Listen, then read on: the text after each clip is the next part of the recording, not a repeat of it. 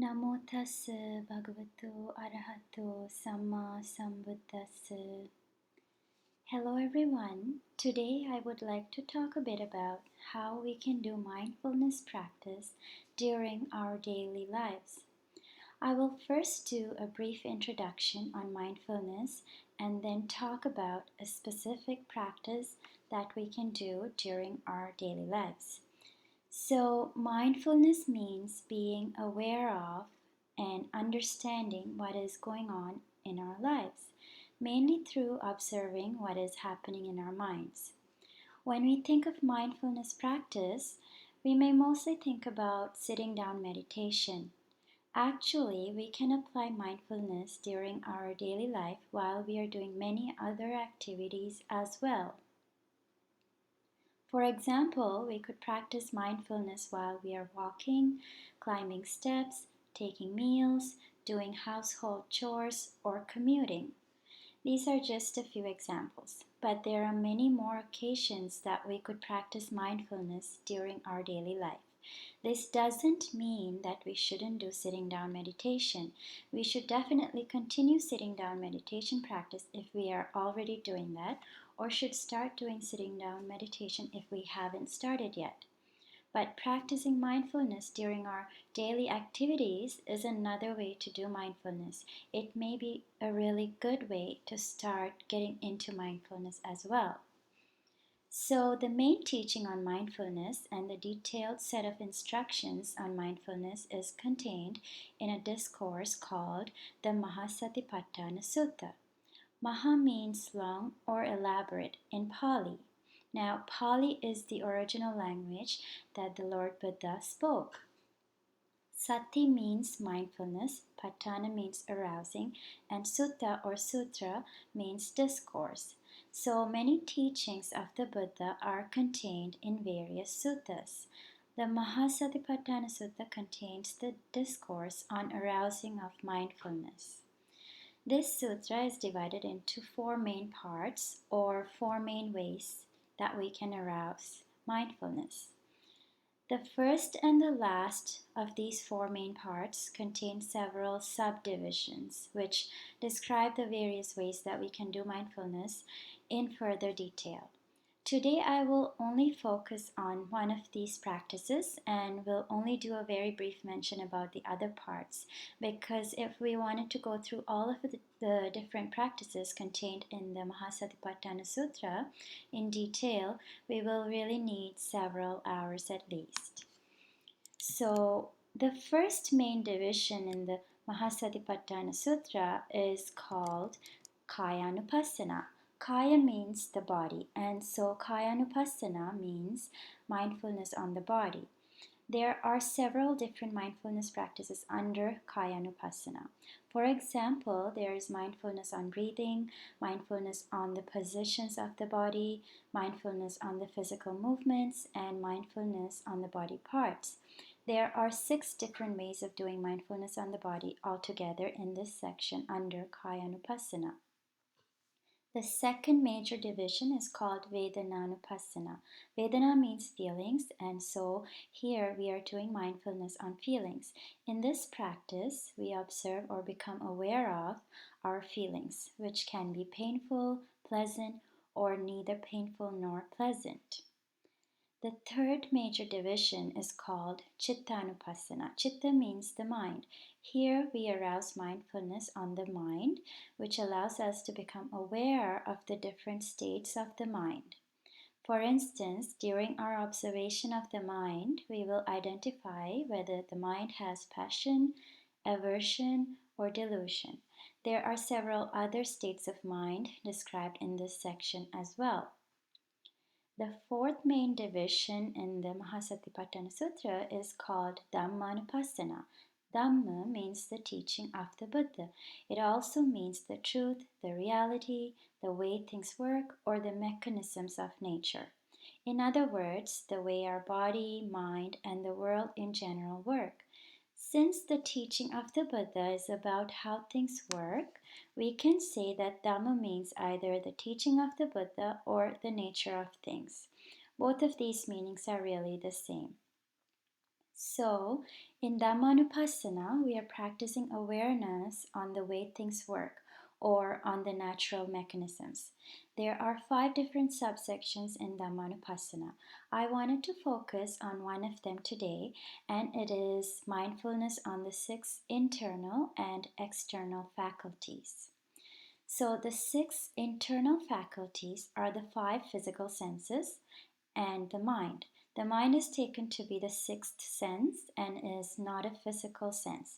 So then the 6 internal faculties are the eyes, ears, nose, tongue, body, and the mind. The 6 external faculties are the counterparts to the 5 physical senses, which are sight, sound, smell, taste, and touch, as well as the counterpart to the mind sense, which is what arises in the mind, or thoughts. In this practice, we reflect upon the impermanence of the 6 internal and 6 external faculties. So let us take a moment and do this reflection together right now. We could close our eyes or just quiet down and reflect upon the following words. The eyes are impermanent. Sights seen with the eyes are impermanent. The ears are impermanent. Sounds heard with the ears are impermanent. The nose is impermanent. Smells felt with the nose are impermanent. The tongue is impermanent. Tastes felt with the tongue are impermanent. The body is impermanent. Touch felt with the body is impermanent. The mind is impermanent. Thoughts arising in the mind are impermanent. So that is the mindfulness practice on the 6 internal and external faculties. We can easily integrate this practice into our daily routine. For example, during our walk to the transit, when we are climbing a flight of steps, or just as the first thing to do when we wake up in the morning. It doesn't take more than a couple of minutes to do this reflection. It is even better if we could do it as a sitting down meditation. It is a really good investment of our time to do this reflection, either as a sitting down meditation or a reflection during our daily routine, because this is a really powerful practice. Reflection on impermanence can really be beneficial for us in many ways. And as we do this practice and the mind gets used to it, there will be a time that it will come to us naturally. We will begin to see this truth during our daily life. Among the many benefits of this practice are its potential to help us cope with our lives, the problems and stresses that we face, and its ability to strengthen our minds. A very important point to remember is that we have to do this practice with a very gentle and a soft approach rather than in a strict or harsh way. This is very important. Our attitude should be compassionate, patient, and kind towards ourselves and others while doing this practice. Of course, we should practice these positive qualities such as kindness at all times or as much as we can, but it is extremely important to have this gentle attitude while we do this reflection. So, what do the above phrases really mean? What is meant by the words, the eyes are impermanent? Sometimes, when we read or hear such phrases, we may try to interpret them in different ways. For example, we may try to look beyond what is obvious or even try to be poetic. What we have to remember is that Dhamma is about reality. It is about the true nature of things. So it is very important to know or grasp the true meaning of the phrases that we went through during our practice. When we say the eyes are impermanent, it means that the eyes are not permanent or static things. The eyes are always changing. We can think about how our eyes change during our lifetime. This change happens at many levels. First, the appearance of the eyes change during a person's life. The eyes usually look big in babies relative to the face, and as we get older, the eyes tend to look smaller. Our vision also changes during our life. For example, the way a newborn sees the world is very different from how an adult sees the world. In the first days after birth, babies can only see black and white and shades of gray. Color vision develops later. Newborn babies can also only focus on objects that are near. Newborn babies cannot coordinate their eye movements and focus both eyes on the same object. So these functions of the eyes develop as babies grow. And then as we get older, our vision will change still. We may become nearsighted or farsighted and may need to use eyeglasses or contacts. We may experience disease conditions that affect the eyes, such as pink eye or styes, or we may even injure our eyes. Even during the course of the day, our eyes change. Our eyes may feel dry in the morning and may get red and tired by the end of the day.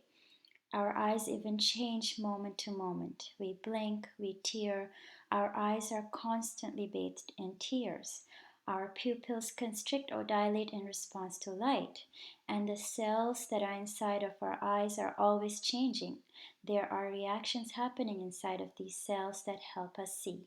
So even the very fact that we are seeing something means that our eyes are going through change.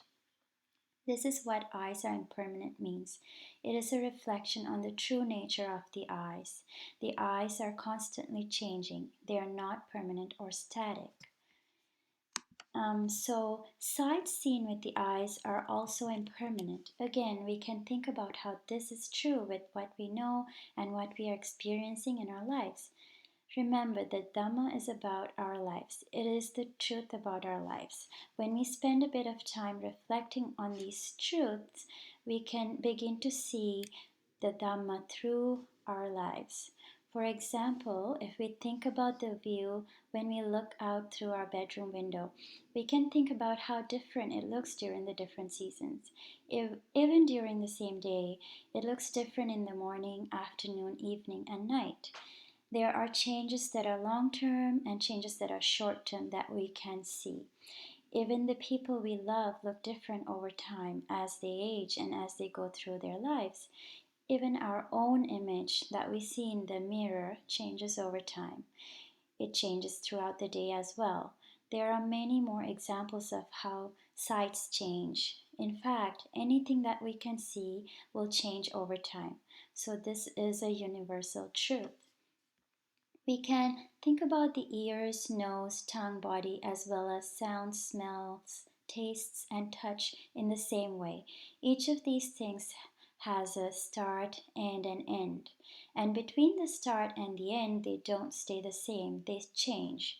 The mind and thoughts also change. This change in the mind and thoughts are the most rapid.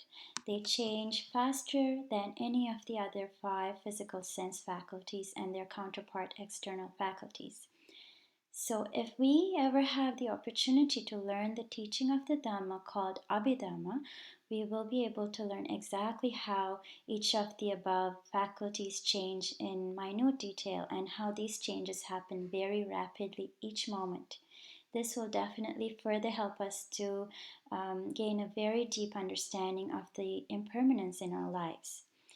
For the purpose of this talk, we can do the mindfulness on the 6 internal and external faculties by thinking about the more obvious and visible changes as we discussed already.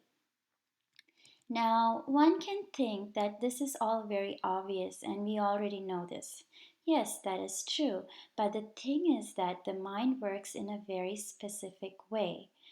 There are certain mechanisms that the mind goes through. Again, the study of Abhidharma describes these mechanisms in really great detail and how reflections such as the mindfulness practice that we talked about today help strengthen the mind. So even though everyone knows at some level that things change, unless we spend time thinking about and reflecting upon this universal truth, our minds are not going to really grasp this truth. This is because of the way the mind works or the mechanisms of the mind. For example, one reason for this is that the mind itself is always changing.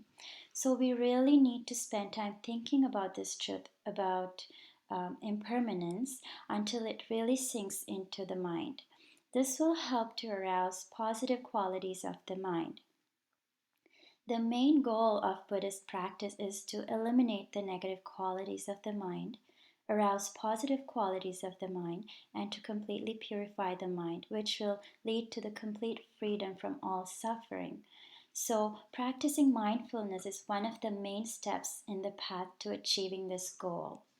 So, if we can do this reflection on the 6 internal and external faculties at least once or several times during the day and find clever ways to incorporate this reflection with our daily routine, it will definitely add a great value to our daily lives.